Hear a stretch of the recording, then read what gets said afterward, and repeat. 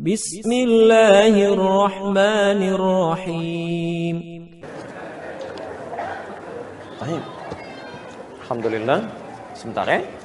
Masih ada waktu?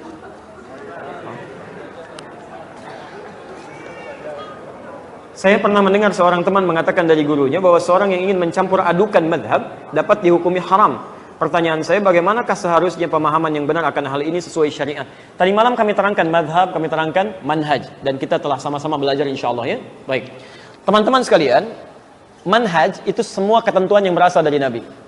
Madhab itu pilihan yang diambil dari ketentuan-ketentuan tadi ya. Sebagai contoh singkat, Anda bertakbir dalam sholat, takbir pertama bisa sejajar dengan bahu di sini, hadwaman kibaihi. Dalilnya Al-Bukhari nomor hadis 715. Takbir kedua itu sejajar dengan daun telinga di sini. Dalilnya hadis Muslim nomor hadis 391 dan An-Nasai 1101. Jadi boleh bertakbir begini, Allahu Akbar, boleh bertakbir di sini. Itu manhaj namanya. Ya, ketentuan yang diberikan dengan kedua-duanya boleh diamalkan. Tapi nggak mungkin Anda sholat kemudian mempraktekkan keduanya langsung. Begitu takbir, saya ingin sempurna sholatnya dalam takbir yang diajarkan oleh Nabi. Semuanya mau saya lakukan supaya pahalanya makin banyak. Allahu Akbar, misal ya. Taim. Jangankan Anda mik aja sampai kaget jatuh, gitu kan? Nah, itu nggak tepat. Anda lakukan Allah, itu nggak bisa, nggak ada. Yang mesti Anda kerjakan dan mungkin dikerjakan, pilih salah satu. Imma Anda sejajar dengan bahu atau sejajar dengan daun telinga. Nah, ketika Anda memilih salah satu itu disebut dengan madhab, pilihan yang ada. Nah, teman-teman sekalian, pilihan-pilihan ini itu kadang-kadang disampaikan oleh Nabi ada yang ilatnya.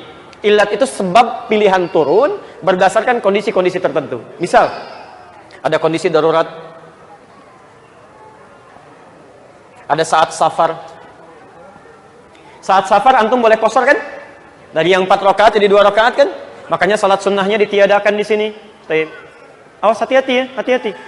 Antum terbiasa salat sunnah misalnya, kemudian antum safar. Antum qashar misalnya kan, yang 4 jadi 2 rakaat. Kesempatan masih lenggang, ada peluang salat sunnah misalnya. Masih boleh salat sunnah? Halo?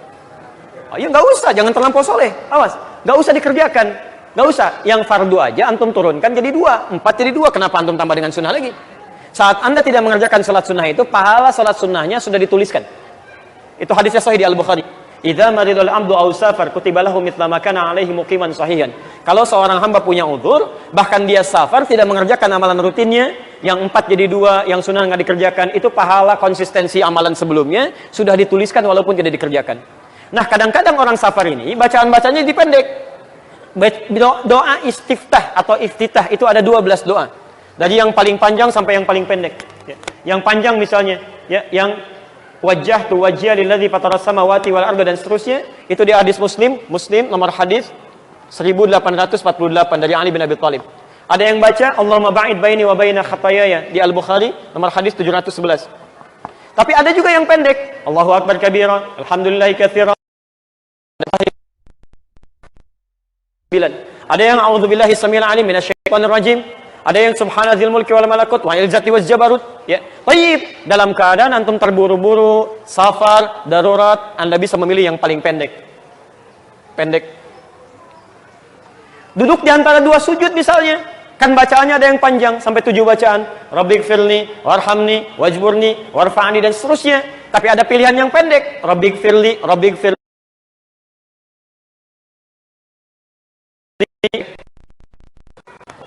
Ini dibacakan karena bergantung situasi yang ini, darurat.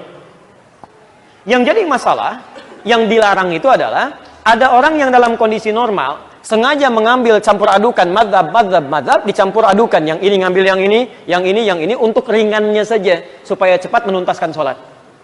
Takbirnya nggak usah tinggi-tinggi, pendek aja. Allahu Akbar. Ya, subhanadzil mulki wal jabarut.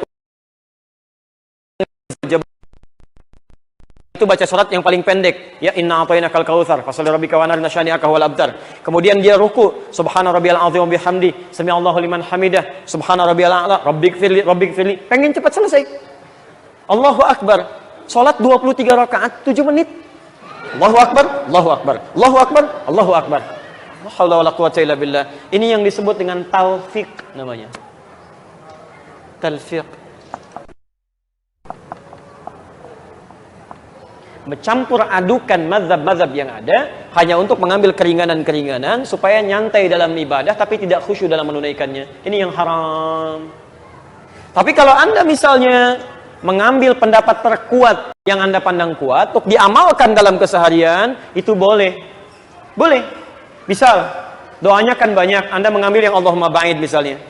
Kemudian tahiyatnya Anda mengambil telunjuknya yang begini. Menggunakan bismillah dijaharkan. Jahar misalnya kan, pendapat Imam Asy-Syafi'i. Tahiyatnya misalnya Anda menggunakan yang begini, tidak bergerak, Imam Ahmad bin Hanbal. Misal, itu bukan mencampur adukan.